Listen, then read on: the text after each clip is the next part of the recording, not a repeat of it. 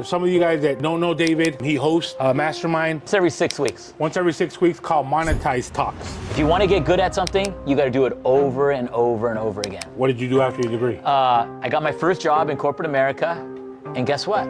I got fired from my first frickin' job out of college. Got my bachelor's degree, got my first job, got fired, and guess what happened after I got fired? What was the goal on the finance? Accountant? I always wanted to be a stockbroker. Oh, okay. Because I always just, You saw that on TV? I saw those on TV, stockbrokers making all this money and all that. I was like, that's what I want to be. So that's why I did finance. I'm like, that's the closest thing to being a stockbroker. What'd you go to college for? I went for finance. So Okay, so I got a finance concentration. So I got a bachelor's degree, and I didn't have any money. So I was like, I needed to teach myself on how to do marketing. Can you take us back to the first dollar you made online on affiliate? The first time I was doing.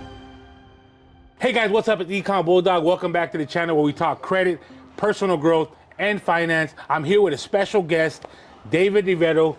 Thank you very much, bro, for being on the pod. Santiago, thank you for having me, man. Thank you. Right here in his beautiful backyard in the city of Beverly Hills. So David, real quick, some of you guys that don't know David, he hosts a mastermind once a month or once every 6 weeks. Once every 6 weeks called Monetize Talks. We connected through, I think, Chris Medina. He had an event at David's house, and then we connected from there. I believe he's from Bolivia. I'm from Peru. So we connected there, and obviously, turn contacts into contracts is what I say, but also turn contacts into good relationships. Yep. And I just wanted to say thank you publicly, because while I was going through my situation and I was texting you when I was going through H. pylori and high anxiety, you definitely, gave me good words of encouragement. I remember you saying, hey, Santiago, I want to see Santiago 2.0. Take care of the health, take care of everything else around you. So thank you for that. Yeah, no problem, man. So real quick, David, for the viewers, take us back as far as like, you grew up in LA. What was that background like? So I'm Bolivian, you're Peruvian, so I'm from South America. Yes. My parents came here, didn't speak any English. Right, so when you growing up in a family where your parents don't speak English, school's a little harder. True. Right, so school was tough for me growing up. I wasn't a very good student, but I was a damn good athlete. Okay. And I was a good athlete because my dad was in the military in Bolivia. Oh, nice. And then he came to the United States and got a scholarship. Gotcha. So my dad was very disciplined, and he taught me like repetition. If you want to get good at something, you got to do it over and over and over again. So I kind of grew up that way, playing sports, good in sports. What sport? Soccer? Soccer. No, okay. I'm a soccer guy. Nice. Right, so soccer, but I played baseball, I surfed, I snowboarded, I skied, I played golf, I played volleyball. All in high school? And high school and college. Okay, so you did a little sports in college? Yeah. Nice. So I was just a big sports kid growing up my whole life, playing sports, and wasn't very good in school. Probably got C's and D's growing up as a kid. What'd you go to college for? I went for finance. So I got a finance concentration. So I got a bachelor's degree. So a Bolivian kid got a bachelor's degree in college. So I was very happy. What was the goal on the finance? Accountant? I always wanted to be a stockbroker. Oh, okay. Because I always just, You saw that on TV? I saw those on TV, stockbrokers making all this money and all that. I was like, that's what I want to be. So that's why I did finance. I'm like, that's the closest thing to being a stockbroker, right? What's your best stockbroker movie? I know there's a couple out there. What's something what's the one that I love? What's the one with Ben Affleck? Yeah, no, not Ben Affleck, but Wolf of Wall Street. Okay, Wolf of Wall Street. Okay. That's the best one. Yeah, that's the big one. That's the big one. The Wolf of Wall Street was the best one, and just that one line that he says all the time. What's the one line he says all the time? What is that one line? But every time I see it, it's the best freaking line. I don't remember the freaking line. We'll go back to it. We'll put it right here. We'll put the line. We'll put the line video here. where he just, But I just, that movie, other movies, just TV, it was just the stock market just got me excited. I think it was just because I love money. It was the life or the obviously the luxury that came with the luxury, the money, just the excitement. The growth. All that. I loved it. And that was like my passion. So I'm going to go to college to become a stockbroker. So David got his degree. Then what did you do after your degree? I got my first job in corporate America. And guess what? I got fired from my first frickin' job out of college. Got my bachelor's degree, got my first job, got fired. And guess what happened after I got fired? I went out with my friends in Hollywood, Oof. got drunk. What club? You remember the club? You know Hyde on Sunset? Oh man, I know. Never went to Hyde, but I know what it is. Okay. Try to drive home. Yeah. Got pulled over Ooh. by a cop. Got a DUI. Went to jail in downtown LA. Ooh. By the way, I highly advise you, Santiago, not to go to jail. It's not a good field trip. You don't want to go there, right? So I'm in there with criminals, gang members, people that aren't very good, people that look scary, right? I'm in there, never been in jail, just out of college, first job, fired. I feel like I'm this tall. I feel like I'm the biggest loser in the planet, Man, right? yeah. So when I was in there, though, it was great because it was a wake-up call. It was like, there's no such thing as job security. Doesn't exist. So I'm like, I'm going to start a business when I get out. So when I got out of jail, I was so motivated to start a business. I was like, I started a business. I didn't know what the hell I was doing. I didn't know anything about marketing. I didn't know anything about sales. You just started it. I just started. What was it? What was that business? I started salsasearch.com. It was a directory for, I'm Latino, right? Oh, so okay, I like to dance. So I was like, I'm going to build a salsa search, like a Google search engine for salsa. Salsa clubs. Salsa clubs, salsa lessons, all that. I was Gotcha. like, I'll get all these people to direct it. I'll charge them advertising revenue every month to salsa dancers, Gotcha. to people who want to sell their videos, to salsa clubs. And I love the salsa dance. I'm like, hey, I got to do something I'm passionate about and make money. Make money, yeah. And then that whole passion bullshit is all a scam. It's not about what you're passionate about. It's about what makes you goddamn money. Of course. So I learned the hard way. Did you make any money off I of made salsa? no money. No money. I made zero money, right? Wow. So I made no money. I got in huge credit card debt, Oof. right? And when I got in huge credit card debt, I couldn't afford to pay my credit cards. So that's when I filed Chapter 7 bankruptcy. Wow, Chapter 7. Yeah, so I filed Chapter 7. For the viewers, real quick, do you know roughly the amount? Because I get that question a lot. Should I file bankruptcy? Should I file bankruptcy? And I always tell them, like, well, it's where their mindset's at. Because someone can file bankruptcy with $30,000 in debt, as opposed to someone like, I got $1 million in debt. I can't do it no more. Yeah. Well, do you know the amount roughly? The sad thing is it wasn't even that much. It was under $50,000. That's what I'm saying, yeah. It was under, like, if I were to do it all over again, Like, hell no. I wouldn't do it because it ruined my credit for so many years. Of And course. I got you. if it would have been $2 million, it would have been worth it. All day. Yeah, all But day. it was under 50,000, so it was like I could have made that money back. Of course. Right? So it was pretty dumb, but I was naive, I was young, I was Someone stupid. told you, hey, that's the easier way. That's it. Hey, just do bankruptcy and hey, Yeah. boom, move on. But that pushed you though. Yeah, so that bankruptcy, then I couldn't afford to pay my rent. So then I had to move in with my parents. And that was a wake-up call. When all my friends are buying their first home, new cars, new watches, new clothes, I'm living with my mom and dad. I'm like the loser at all my college friends, all my buddies, right? And I'm like, I felt that was another, like when I went to jail, that was bottom. This was like rock bottom times 2. Because I'm living at home, no money, no credit cards, no car, no job, living with mom and dad. And my friends are, and I went to Cal Poly San Luis Obispo. So a lot of my friends were like, got good corporate jobs, making $60,000 a year, $100,000 a year. 26, 27 about that time? No. No, this was like 20 years ago. No, but so how old were you there at that time? Oh, that was young. I was in my 20s. Oh, so okay, early 20s. Yeah. Okay. So I wasn't making any money. My friends were all doing well. And then I told my mom, I'm going to go, and my dad, I go, hey, I'm going to start a business again. They're like, you just went bankrupt. Trying to start a business. What the hell are you doing? So my parents were like, no, go get a job. They didn't believe in me, right? They didn't think I could make it work because I already went bankrupt. Of course. So I didn't listen to my parents. So good. You guys, audience, don't listen to your parents when you believe in your heart that you can do it, right? So what was that next business? So now I didn't have any money, right? I was broke. I became an affiliate. So I started marketing other people's products and services because when you don't have any money, you can't really start a business, right? You can't go buy product, you don't have any money. So I marketed other people's products and services and they would pay me a commission. That's what being an affiliate is. So did you start off like ClickBank? Was that the first one? There was ClickBank. That was a good one, Back then. right? So there was a ClickBooth. I don't know if you've heard of some of these companies. No, ClickBank Okay. I tried it. Yeah.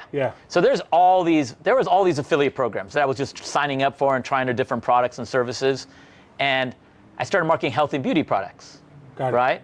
But I didn't know anything about marketing. I didn't know anything about anything.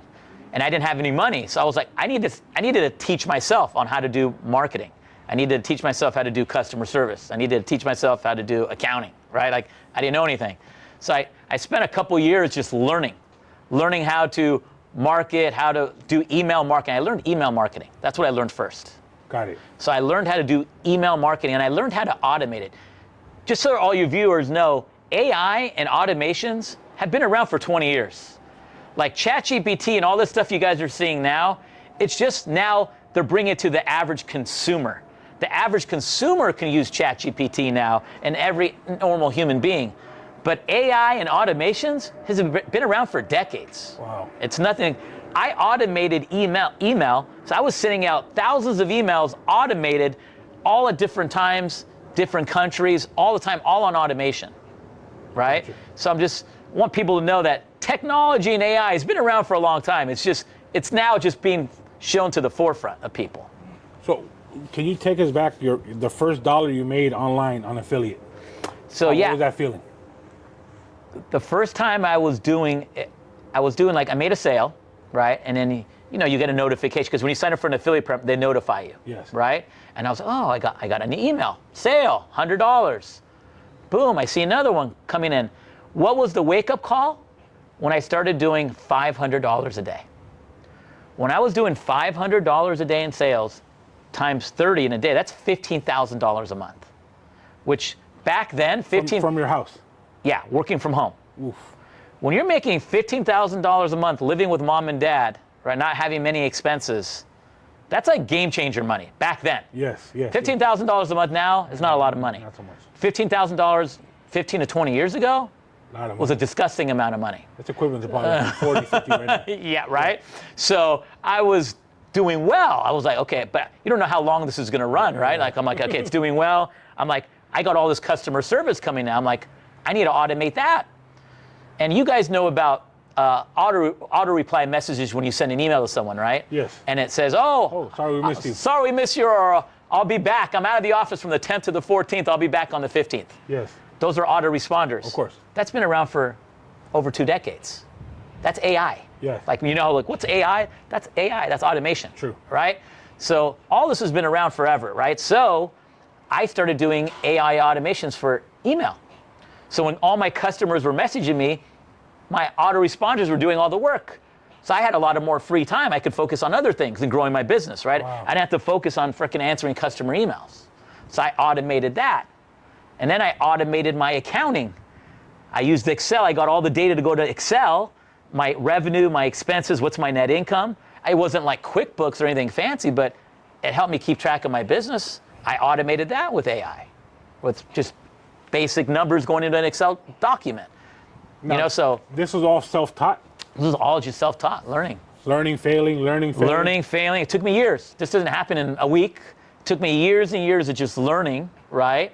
And now when I see people saying all this AI, I'm like, dude, AI's been around for 20 years. I've been using AI forever. Yes. And and as you grow, you hire developers, you hire programmers, and they start doing the AI and automations, right? But my whole business is like, one person, like Santiago, how much could you do in a day if you had to do accounting, sales, marketing, customer service, tech? Not much. You wouldn't be able to get shit done, True. right? So you have to automate, or you have to delegate and hire staff. Now, were you big in the beginning on when you make this money, reinvest the money back into the business, or you learn from a couple failures from there? Yeah, I mean, at first you're a dumb young kid, right? So I bought a Rolls Royce, I bought Mercedes, I bought a yacht, in Marina Del Rey. I had my own slip, I had a 62-foot yacht. I would have parties all the time. I would do bottle service at the clubs, best table, 5K tables, 2K tables, girls everywhere, having a good time. I was young. I was making a ton of money. No investments at that time. I was dumb, right? Yeah. And then as I got older, I'm like, okay, I need to start investing, right? And then I got smarter with my money. I started buying real estate. I started starting other companies. So bought real estate, then I started new businesses. But this is a trick. It's not about starting any business. You want to start a business that helps the other business make money. right? Yeah, solve someone else's problem. Yeah, you don't want to build, you don't want to start a business here that does A and another business that does C that has no relation. You want to do a business that feeds the other business. Got it. That's the trick. That's where you make a lot of money. That's what Apple does, right? Think about when you buy something from Apple. You do Apple Pay. You have the iPhone. You have the iPad. They have Apple Insurance now. They have everything. Right? But all these businesses were all kind of related in this ecosystem. So what you want to do is you want to build a business ecosystem. You do credit, right? So obviously, one thing you should do, obviously you're helping people with their credit. Maybe you should do an easy way for them to get credit cards, right? Because everyone with bad credit needs credit cards, right? And then you go, hey, I could help you get a business loan.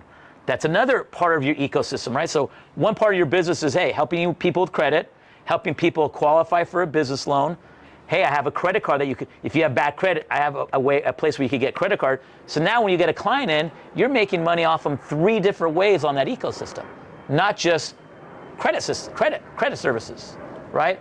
So in business, you want to build an ecosystem, and that's what I built. So it all started from affiliate marketing, and then you started investing back into other businesses. Mm-hmm. But affiliate marketing was your way into digital. Yeah, because I didn't have money. So when you don't have money, I can't afford to go buy 10,000 units of a supplement product, because the average unit, let's say it's $4 times 10,000 units, that's $40,000 just to have 10,000 units of let's say a weight loss product. That's a big investment, right? So if I'm an affiliate, I have 0 investment and I have 0 risk. So if I market some other company's weight loss product and I don't make any money, I didn't risk anything. I didn't have to buy any inventory. I didn't have to warehouse it. I had no upfront cost, no upfront risk. So being an affiliate when you're broke and you don't have money like I was the best thing I could do. But it was probably the only thing I could do because I didn't have any money. Got you. So now, besides the bad investments, as far as the bad, like the buying the yacht and stuff like that, is there any bad investment you did while growing your affiliate marketing? Yeah, like when there's certain things like I own a fulfillment company now, right? We warehouse and ship products. We're like a 3PL, right? So let's say you sell water bottles, right? Someone's got to warehouse these water bottles and ship them to your consumers when they buy them online, right? So if you have a website called avion.com, people want to buy these waters, someone's got to warehouse and ship them. So I own a fulfillment company. We warehouse and ship products. And one dumb investment that I should have made is bought a warehouse. Gotcha. Because if I would have bought that warehouse, I wouldn't be paying rent every month. So I own a fulfillment company, but I'm paying rent in this warehouse. True. Every month. So that's affecting part of my net profit. But what I should have done, I should have bought that warehouse. Now I could have been depreciating this building for 27 and a half years, getting the tax benefits. The property would have been appreciating in value, and right now I would have no rent. True. Right? So I always tell people, if you know you're going to start a business and this is a building that you plan on having for many years, buy it. Don't rent. Right? Only rent if you know, hey, I'm not going to be here that long. I might only do this business for a couple years. Then rent, because there's no point to own a building if you're going to move in 2 years. So you just got to think long term. This house that you're at right now, where we're filming, I bought this house 13 years ago. Right? Now this house is probably worth 18 to 20 million. Right? So it was a good investment. But I bought it 13 years ago. That's why it was a good investment.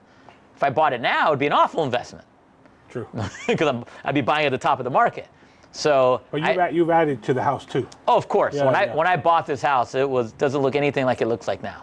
I had to I put millions of dollars into it. You saw the vision. You saw the opportunity. You were 100%. 100%. I saw it. It's on Mulholland Drive. It's on one of the most popular, biggest streets in Beverly Hills. Well known. I got huge celebrities next door to me. I don't want to mention names, but I got people's houses that are worth $46 million. I don't want to mention celebrities' names, but there's just some monster neighbors next to me. So that right there is a big investment. Which is great for me, which appreciates my value, right? If your next door neighbor has a $46 million house next to you, it's only making my house go up in value. Yes. right? So I mean, I feel like I'm big on, manifestation and what pushes you. Waking up in the morning, just, David as he's waking up, making breakfast and just going into his backyard and overlooking pretty much all of near LA, Beverly Hills down there. That's just the motivation right there. yeah, It doesn't get better than that. yeah. For someone watching, and let's say they have their first $1,000 that they're trying to invest in, what would you recommend for them, someone to use their first 1,000? Okay.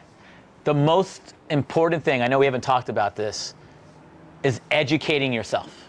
That $1,000 should be on learning a skill that's going to help you make money. I think one of the most important skills in the world is sales and marketing. I don't care what business you have. If you can't sell and you can't market, you're not going to make money. I could have the goddamn best water on the planet. This could be the best, healthiest, the most amazing water. But if no one knows about my brand, it doesn't really matter. And if I can't sell good and I can't get people to buy my water, it doesn't really matter. Like people go, it's all about the product. No, yes, product is super critical. I agree. But if you don't know how to market and sell your product, it doesn't matter how good your product is. True. You could be great at marketing and sales and have a shitty product and still make a lot of money. Right? But you can't have a great product and no sales and marketing. No one's gonna know about it. Right? So that's the trick. Who do you think, like right now, we're talking about sales and marketing right now, who would you put on top of the totem pole right now for sales and marketing of all the entrepreneurs? I think I really respect Alex Hormozi. Oh yeah, I think he is a monster. Just what he does with marketing and sales and acquisition.com, and he's just super sharp. He's hungry. He's driven. He's just different animal. He's a machine. So out of everyone, like I love Gary Vee too, but I just see Alex's like hunger, and I like Gary's just smart. Gary's just sharp, and he's just got that intellectual. And same with Alex, of course. But those two guys, I would think out of all the people I think in the e-com, online, social media space, and obviously Tony Robbins. I mean, he's OG. Tony Robbins up there. Right? I mean, he's the OG, right? Like, he came before Hormozi and Gary Vee, right? True. He is the OG of the OGs, right? I don't know if you guys know this, but that guy's a billionaire. Like, Alex Hormozi is not a billionaire. Gary Vee is not a billionaire. Tony Robbins is a billionaire, right? So that's next level type of stuff, right? So he's the OG. Those two guys, those are three people I would say I would respect. Gotcha. And I mean, obviously there's, you got Elon Musk, but those are next level. But those people are attainable where I could get to that level. I see it. I love Alex Hormozi. I follow all his stuff, all his content on YouTube and stuff like that. And he has a, different mindset. Like I said, he's really hungry, and he just sold, I believe, if I'm not mistaken, 100 million copies of his book in 3 days. Yeah, he did $100 million in sales. And sales on his book launch, right? And he did the whole Russell Brunson book launch. This has already been done before. He just did it to perfection, right? Yeah. And if you go watch Russell Brunson's book launches in the past, look what he did. Follow the same format, just did it times 100. More ads. Right? But the formula has already been proven, but he was smart. He's like, hey, this formula works. I don't need to reinvent the wheel. I'm just going to do it 100x. And that's what he did. Like in business, you guys, when people say don't reinvent the wheel, like every business you start, it's already a business that's already existed before. You're just putting a spin on it, right? You're selling credit services. Selling credit services has been around for 100 years. Yeah, definitely. But you have your unique spin on it, going after the Latino community and this and that, and you're doing amazing, right? Me, I own a lot of different companies, right? All my companies are businesses that already exist, but I have my spin on it. Mine's a little different for ABC reason, and that's what makes my offer better than my competition, right? So all these water. I mean, think about Logan Paul. He's selling an energy drink. Energy drinks have been around for 100 years. But guess what? He took his brand, his social media, KSI, now it's $1 billion company. And that's where we're seeing more celebrities brand themselves and have their own product, like The Rock, The Rock. Under Armour. I think they partnered with Under Armour, but he has other. Rock is a billionaire. He is a billionaire with a B, right? It's crazy because he's got these products that are just, he endorsed them and they're monsters now. If you guys look up Rock, look him up. He's a billionaire. I'm not lying. This is a fact, right? So these people, you just got to get a brand and build. And the key is, it's about building a brand. If I were to start anything all over again, I would focus on one brand and make it huge. Me, I own a lot of different companies, and I've done very good by making a lot of sales because I'm good at sales and marketing. But now my focus is building a freaking monster brand. Because once you have a brand, game over. Sales just come to you. Right now, do you have to see an Apple advertisement to buy an Apple device? No, not at all. Do you? No. You're just going to go buy it because it's Apple. Nike, do you need to see a Nike commercial? No. No, you just buy Nikes because you know they're awesome. It's a brand, right? That's what I'm trying to build now. I'm at that stage, which I wish I would have learned this 20 years ago, and I would have built a brand 20 years ago. Shit, who knows where I would be now? I might be Tony Robbins, right? Yeah. If I would have started building a brand 20 years ago. I just had all these different products and services and then making millions of dollars here, boom, turning off that product, starting a new offer, turning off this business, starting another. I mean, that's what they've been doing. But now I'm like, I need to build a brand. That's where all the money is. That's where when you want to get to billion-dollar status, what billion-dollar company do you know that's not a brand? Can you name one? That's not a brand? Any billion-dollar company that's not a brand. Can you name one? Can't think of one. Doesn't exist. Because they're a billion-dollar company because they're a brand. For a brand. That's it. So that's, if anything, your audience today, that's the one takeaway is focus on building a brand because that doesn't go away. If you build a monster credit brand and all the Latinos of all around the world know, if you're Hispanic and you want to build your credit, you need to go here, that's going to be massive. I mean, could be huge, right? That's what you need to focus on is building just a brand and building that community, and then it can be massive. Powerful. Now, real quick, two more things. One, do you think it was harder for you to make your first 100K or your first million? Million was easy. So $1 million in sales? $1 million in sales, because once you're doing 100K, it's easy to get to $1 million, right? So once you learn how to make money, it's easy to duplicate it and get to $1 million, right? So I was doing $15,000 a month. So I learned how to market. I learned how to do AI. I was like, okay, now I just got to scale this a little more. I got to get more emails. I got to get a better offer. So once you learn how to make money, it's easier to get to the 7-figure part. Getting to that part is easy once you learn how to make money. But the hardest part is learning how to make money. That's the hardest part. That's the $1 million question. Yeah. How do you make money? And we're segue into building a brand. We're here Wednesday for Monetize Talks. Yep. And then you said you do it every 6 weeks. What made you think of Monetize Talks? Like, where did that come from? Well, everything I do in business is about monetizing. Everything. That is how I've made all my money in my life, right? So Monetize Talks to me, the word monetization is my whole track record. Let me explain. So Monetize Talk, I started that because I wanted to build a community of entrepreneurs, like-minded people that want to network and help each other grow. I want people to get deals here tonight. I want people to get leads, get clients, get referral partners, and make frickin' money and build good business relationships. I mean, you and me are building a good personal and business relationship, right? Yes. So if I could feed you clients that are looking for credit, you know who I'm going to send them to? You. I don't do credit. So anyone here goes, oh man, I got to work on my credit. I'm going to walk him over to you right now and go, this is Santiago, frickin' sign up for his service because he's badass and he's the best, right? We have that relationship. I'm going to do deals. So Monetize Talks is about building a community and helping each other grow. And then I have Monetizer Engine, right?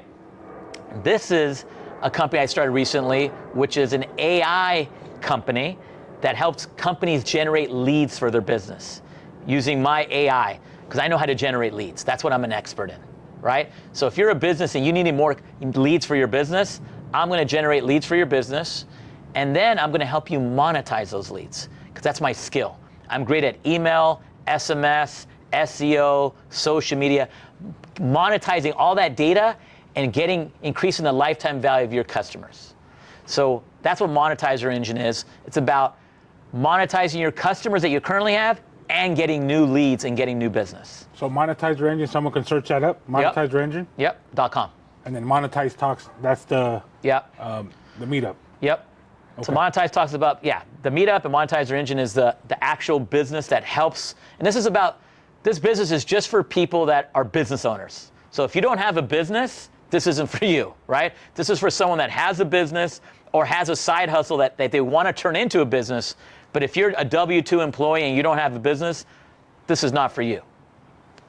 Because I feel like the hardest part in business is people don't get leads, or they don't know how to get leads. So like David was saying, this whole podcast was about how can I solve a business's problem? And he just said it, right? Monetizer Engine. Okay. And then Monetize Talks if you want to come and check out, the relationships in the room. And I know you've talked, people have made 200K deals from real estate and stuff like that. Crazy.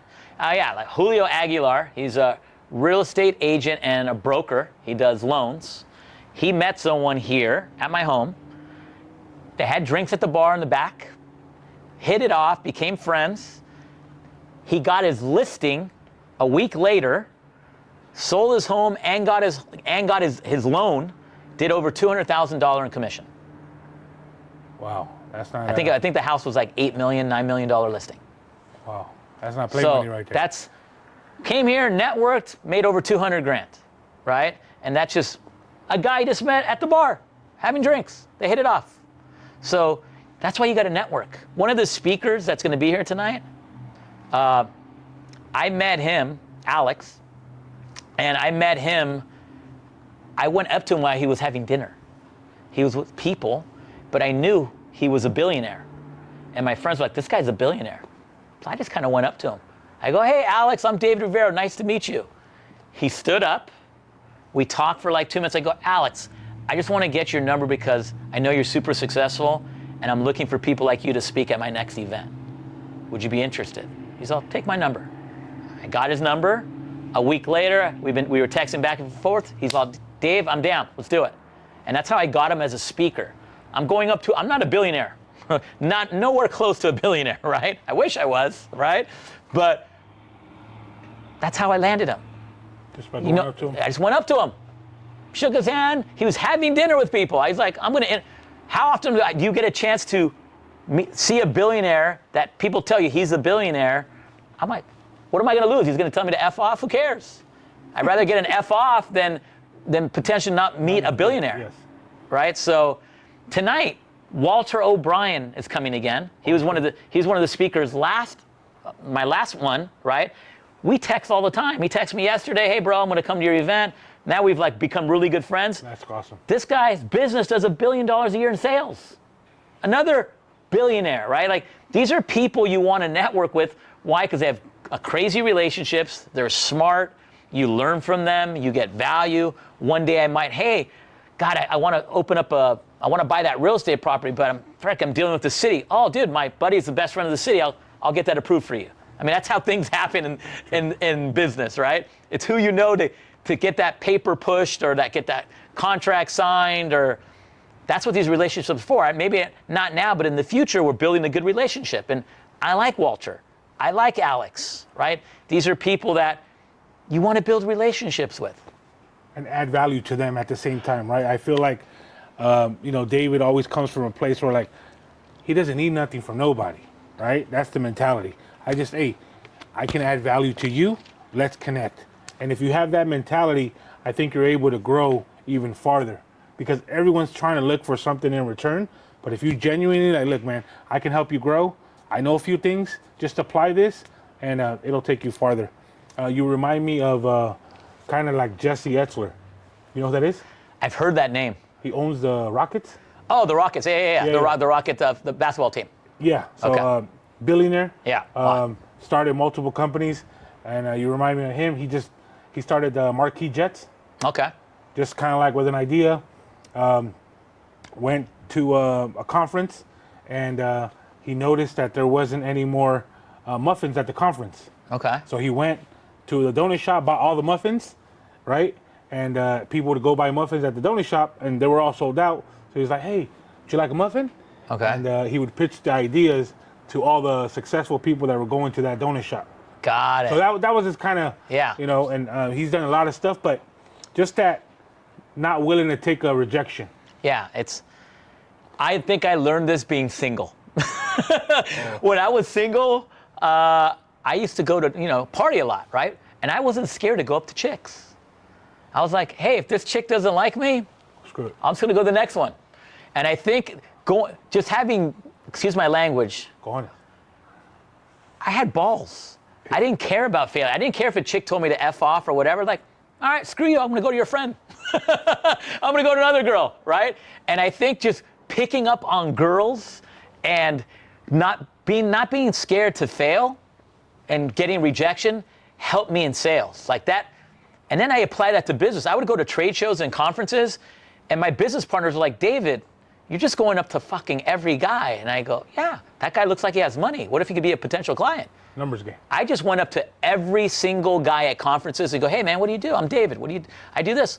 Oh man, we could probably do some business together. Boom, boom. I get their numbers and then I would follow up. But just like I went to that guy, he was eating dinner with his family. I just went up to him. Like, you can't, like today, when people are coming here, go up to people. Start talking to them. What are they going to do? They're not going to slap you for talking to them. True. What they're going to say is, oh, hey man, I'm busy right now. Okay, no problem. Move on to the next person. So today, tomorrow, every day, go up to people. If I see a freaking $1 million car pull up to the gas station next to me, I'm gonna go up to them and go, hey man, that's a beautiful car. What do you do? Right? Oh, I do this. Oh shit, maybe we could do some biz. And I wanted to add, I met Bruce Cardenas through David Rivero's event. And me and Bruce, like I said, he spoke at one of my events. And just thought it was powerful, those connections, those relationships. Bruce, that one of those dudes that like, oh, I never miss a David Rivero event. And we talk about you. We've done an interview, and he brings you up a lot. So I think that's powerful, just the type of character that David is, guys. So I strongly recommend, if you watch the channel, click the link below, sign up for Monetized Talks. He'll probably throw you a little referral bonus out there because you came from the channel. But ultimately, guys, just grow, just learn, fail, but be in these rooms. I know you might get sometimes a little intimidated, right? Because you come in these rooms and you're like, you might only have $200 in the bank account. That's, the least of your worries. Come in, meet a contact, turn them into contracts, but be sure to add value back to them. So I just want to say thank you, David. If you had one thing that you just can tell the viewers regarding, entrepreneurship in general, what's something that you can share with them? You can't fail. You have to keep on trying and trying, because you're going to fail every day. Every day you're going to fail at something, right? You just got to keep on going. What I've learned in life, you can't fail in life if you don't stop. Ooh. You can't. It's impossible. So I tell everyone that every day. You can fail if you just never stop. It's impossible. Thank you very much, guys. Tap in. Hope to see you at the next Monetized Talks. Let's go.